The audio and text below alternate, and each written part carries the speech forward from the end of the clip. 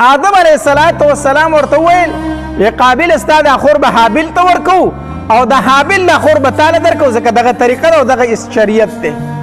قابل ورته وی نه زه خپله خور دله نه ورکوم، ما راغورځئ ده ته، مشر ته هم یم، دا زما نه کشر دی او بل زما خور ښکلې ده، نو زه به د دې خپلې خور سره نکاح کوم، زه دا دله نه ورکوم، دا به ماله راکای. آدم علیه السلام ورته وفرمایل ګوره دا زمونږ په شریعت کې نشته دی، ستا د دې سره نکاح نه کېږي، ستا خور به هغه ته په نکاح کېږي او د هغه خور به تا ته په نکاح کېږي. په هر حال قابل خبره نه منله. بیا ورته آدم علیه السلام وفرمایل وی زه یو کار وکئ، داسې وکئ چې دواړه قربانۍ وکئ، قربانۍ او د اسمان نه چې اور راغی او د چا قرباني وړه دی به په حق باندې، زما خبره خو نه اورئ، خو داسې وکئ. په هغې زمانه کې طریقه دا وه چې د دوو تنو فیصله به وه، نو دواړو به قربانۍ په یو میدان کې ورتاوې کړي، د اسمان نه به اور راغی چې د چا قرباني به یې وړه هغه به په حق او د چا هغه چې به پاتې شو هغه به په ناحقه باندې و. دواړه قرباني وکوي، ټیک ده. د قابل به زمینداره کوله، د زمیندارو د څه غنم یا وربشې بېکاره غونته یې راواغستې راوړې په یو میدان کې واچولې، ځکه دغه خو سوچ دا وکړو قبوله شوه، ښه په ښه قبوله نه شو، زه خو هسې نه منم، د بېکاره غونته شی راوړه په میدان کې ورته وکړو. د حابل به ګډې او بیزې ساتلې، نو ده په خپلو ګډو کې یو ښایسته ګډ وکتو، ښایسته ګډو او هغه راوړو په میدان کې ودرو. بعضې علماو لیکلي دي وی ابراهیم علیه السلام قربانۍ له چې الله کم ګډ را لېږلی او که نه د اسمان نه د هغه ګډو کم چې حابل پیش کړی و د قربانۍ دپاره، وی د هغه ګډو.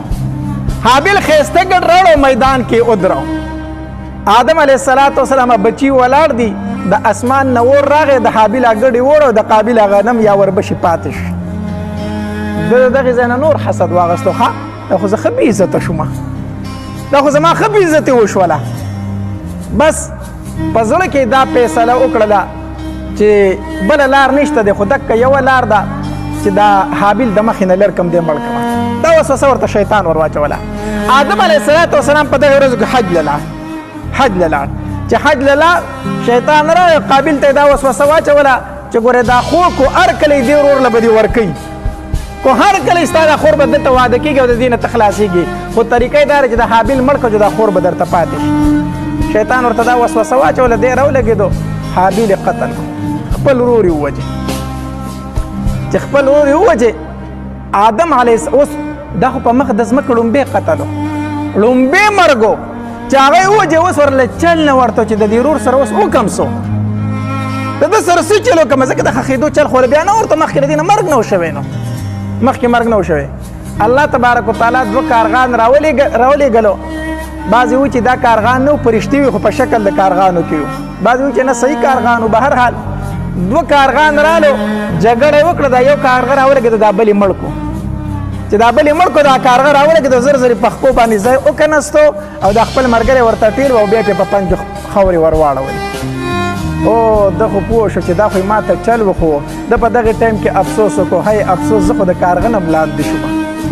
ګوره شیطان چې در باندې کار وکړي بیا دې پرېږدي که نه، بیا خو ته پوره طریقه نه ښایي که نه، دی خو در باندې کار وکړي او بیا دې پرېږدي، بیا دې ذلیل کوي. نو ورور یې پرې مړ کړو، خو دا طریقه ورته ونه ښولې چې اوس خښې څنګه کا.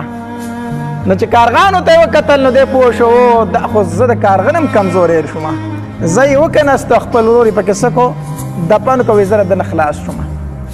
آدم علیه السلام د حج نه را روان دی، نو چې خپلې علاقې ته راورسېدو نو څه ګوري چې څومره د میوو بوټي دي، په یو بوټي کې میوه نشته، په یو بوټي کې میوه نشته دی، او چې په کومو بوټو کې میوه پاتې شوې ده چې هغې ته لاس کې خولې ته یې کړي نو هغه تروه ده، د خوراک نه ده.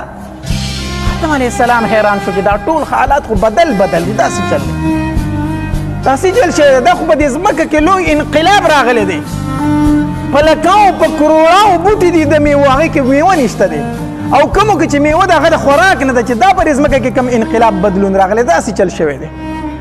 الله تبارک وتعالی جبریل علیه السلام راولېږو، وی آدم علیه السلام ته وایه چې ستا یو بچی را لګېدلی دی او بل بچی درله قتل کړی دی، قابل را لګېدلی دی، حابل یې وجلی دی، په ځمکه باندې یو ګناه شوی دی، الله د هغې د وجې نه د میوو نه د بوټو نه میوې ختمې کړي دي.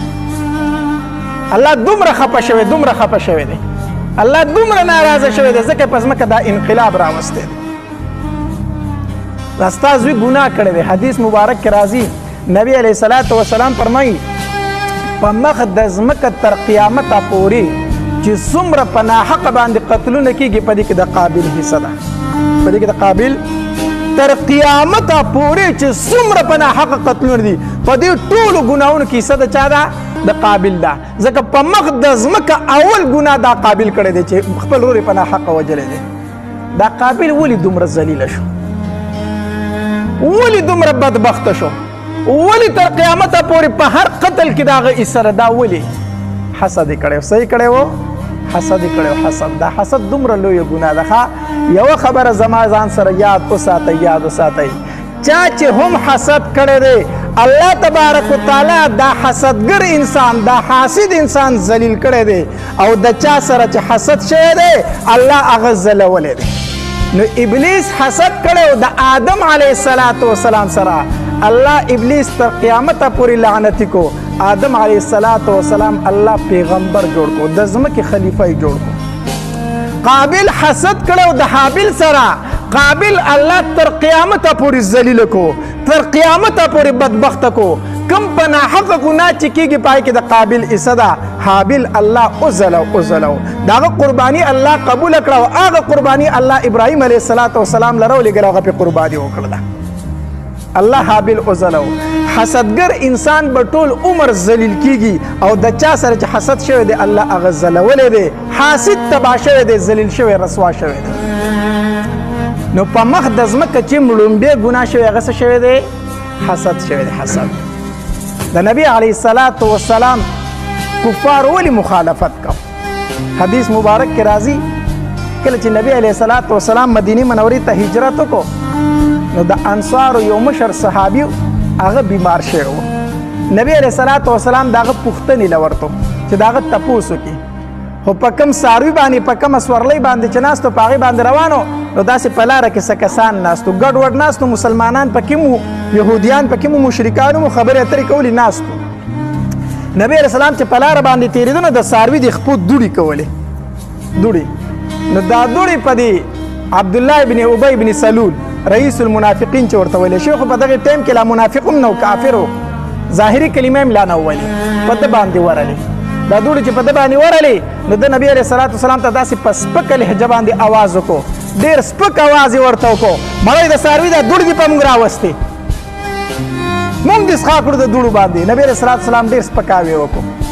نبي علیه السلام اخلاق مبارک دا و چې د خپل څاروي نه راکوز شو، خواله یې ورغی نو دعوت یې ورته شروع کړو، د اسلام دعوت یې ورته ورکول شروع کړو.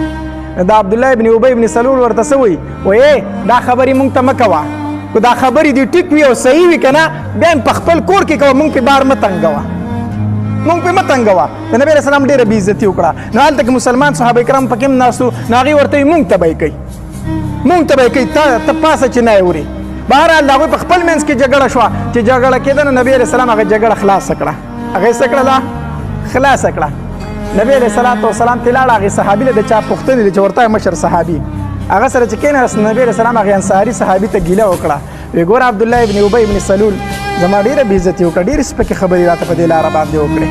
د هغه مشر صحابي ورته څه وایي؟ وایي د الله پاکه پیغمبره خفه کېږه ما، دا ستا سره حسد کوي، ځکه ته چې مدینې منورې ته نه وې راغلی، موږ انصارو د مدینې